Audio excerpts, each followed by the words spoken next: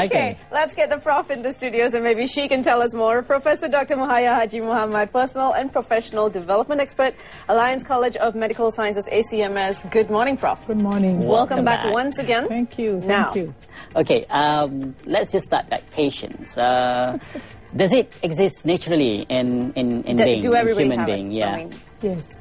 Actually, all of us have patience, but how much you develop in yourself. But before I start, I want to say this. Patience, forgiveness, and acceptance are three important criteria all religion preach. yeah. So we talk in this vitamin of the mind, we're talking about more of not so much religion, but more spirituality. Because sometimes religion divide, but spirituality unite people. You know, when you're talking about universal values and all that. So I want to say this because when you talk about patience, you divide into two. Number one, within yourself. Number two, how you respond to others.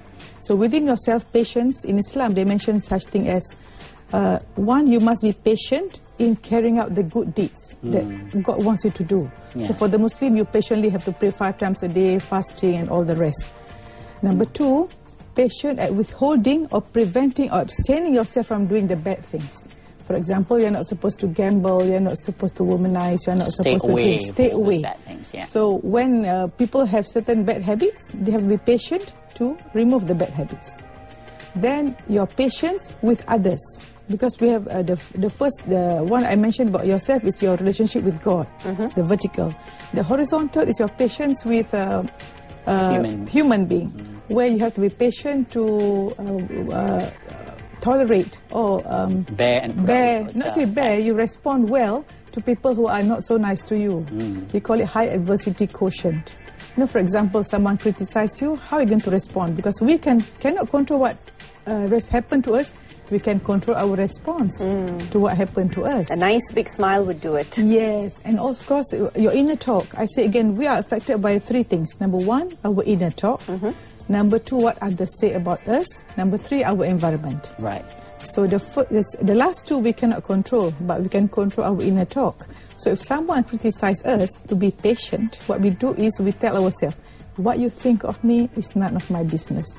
I'm a worthy person. So you have to have very high self-esteem to be able to tolerate all this negative. You should be a very empowered person to think like that.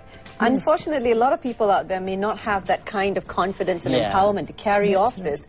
Because as human nature has it, that when somebody says something to you and criticizes you in a very diplomatic manner, we would literally react to it. Yes. Either equally diplomatically, but sarcastically, or we just react to it by giving it, you know, very aggressively. See, the key word that you have said is react.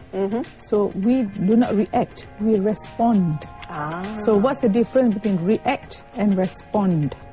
React means when something occurs, without thinking, we straight away do it. This is the lowest level.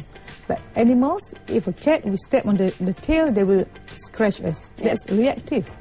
But respond is when a stimulus occurs, we process, think how we're going to respond.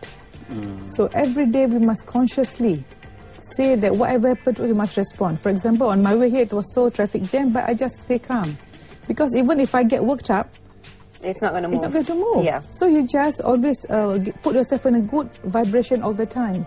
And we talked about emotions last time, the stages of emotion. That's right. The worst is shame, anger, guilt, despair, hopelessness. These are the low vibration. And if you are vibrating at this low, you're going to attract similar thing that's low also. So you want to go into a better acceptance, forgiveness, love, courage, enthusiasm, joy, peace, enlightenment, and bliss. So to have patience is when you say nothing is too much of a matter, nothing is too much of a problem. Well, Prof, just going back to that and taking in just where you left off in the last part, nothing is too much of a problem, nothing is too much of a matter. This is a state of mind that we are cultivating in a person. For any person out there who's on the go, in the rat race, that would be a bit too much of a tall order to call for, asking them to do that in their daily lives. My question to you is this.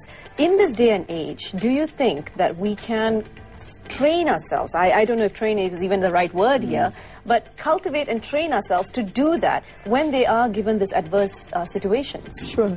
Note your keyword again. You mentioned the word rat race. Who are we racing with? You see, the rat race, why are we racing? Because there's abundance. God will never allow you want to have something that others want also. Because who gives us the want? Who gives us the desire? It's God. So what you desire, if you hold in your mind, you can achieve in your hand. Most of the time, people say that a pie, there's so much pie, I have to fight. There's a bigger pie, we have to fight. No. Again, I mentioned maybe a few months ago about man-made world and God-made world. We rat race when we think we only have man-made world, when we live through our ego. We have two kind of person in us, our ego and our secret self. Which one? So we want to be host to God or hostage to our ego. People who are living with their ego are the ones who get offended easily. That's why they have to have patience to control. And they have to be right all the time. They have to acquire more all the time. They have to be superior. They are what people think of them. Very affected by what others say. And they always want to, be on top all the time. But whereas actually, if you live your life in a state of floating, in a state of knowing, instead of belief that what you want, God will give you a provider, you follow what God wants you to do, and you are kind to all God's children. Most of the time, we feel that, when we conceive in the womb, 9 months, we never say to God, why don't you give me blue eye, why do you give me curly hair? We just keep quiet for 9 months. The minute we go out into this world, then we say to God, I'll take it from here. Everything is mine now. See, cannot. Ego stands for edge God out. If you live your life, of course we all work, because we can never get something if we don't work. We just sit down and get, no. But it's how your state, that you know that there's a lot of abundance and there's the highest almighty there that will take care. And if we live, there are 3 states of consciousness. Number 1, ego. Everything is me. Number 2, group. Oh, I am where I belong. I'm male, you are female. I'm staying on this side, you are staying. These are the ones that cause people to have war, stress. But you go into unity, consciousness, universal consciousness, where everything is one. Everybody is our brothers and sisters. Okay, Prof, in hearing what you just said, in fact, earlier you mentioned about, the shame, and then, as a factor that will influence your behavior, for instance, and also you have like acceptance, for instance. Acceptance, yes. Okay, so this relates to the environment, How can environment help you to develop this patience in yourself? Environment, you're talking about people and non-people, okay? Yeah. So we must say this, whenever something negative happens to us, we should be able to control our mind to handle the situation. So patience relate to the way your brain...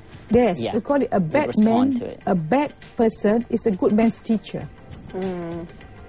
Okay? Short of saying, look at the brighter side of things. Yeah, if someone is bad to you, we learn. What's the learning point from here for me to handle this person? Right. Because actually, it's very easy to handle people. If you look at the person, no, they have this. Please make me feel important. Please understand me. The minute you meet a person, you make them feel important. You listen more than you talk. We talked last week. And be interested and not interesting. And what you want for others, yourself you want for others. And always go the extra mile and treat others better than you want to be treated. Believe me, if you change the way you look at things, things will be different from you. For you in this world. And I find that most of my patients who come and say they are stressed and all that, the way they behave, the way they talk, we know that they are not so nice people. So when they are not nice, they will get things not so nice. And if you look at people who are so nice, they are highly successful. And studies have been done in America. They study the traits of highly successful people. One, they're extremely nice person. They're extremely pleasant people. They extremely respect people. So it's again about managing people. So patience is, as I say again, how to make sure you do the good thing, abstain from the bad thing, and if something happened to you, you try to use your mind power, not be affected by environment. Because if you are one person who is very affected by what people say about you, you can defeat that person anytime. Now, Prof, going back to what you just said, patience being something that you should try cultivate, try to keep it as something that you should try working on. For people who say, I have a bottomless pit of patience, there are some people say, I have a bottomless pit of patience, meaning their patience level just runs and runs and runs. So they're just very, very patient people. Yes. Do you think that this is in some way bad health for them in terms of their health, because it affects them because they're constantly taking and not, Very good point. I find that patience and tolerance is different. sometimes you tolerate, but inner talk, you are so angry, you know, I'm victimized, never mind lah. You so low self-worth. Because if you have low self-worth, it doesn't matter what people say to you, never mind, I just become a stepping stone for people. It's different. Patience and tolerance are different. I find some people who are very calm, who never say anything, they tend to get hypertension because they keep brought inside. So they suffer inside. They suffer inside. Patience, you must have also some emotional intelligence where you know how to say that you are not happy, but in a manner that doesn't hurt people. And don't proliferate whatever was going on already. So negativism, if you put negativism, you get more negativism. So why don't you say good things? It's a good thing. For example, they say if you're a dark room, you enter light. You don't have to remove the dark. The light will replace the dark.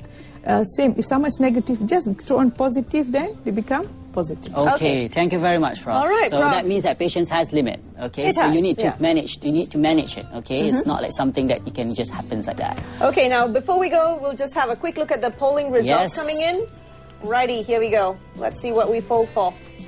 Is our society giving much attention to work-life balance? 75% no. That's scary. That is very scary, Malaysia, and you might want to pay some attention to what the Prof just said.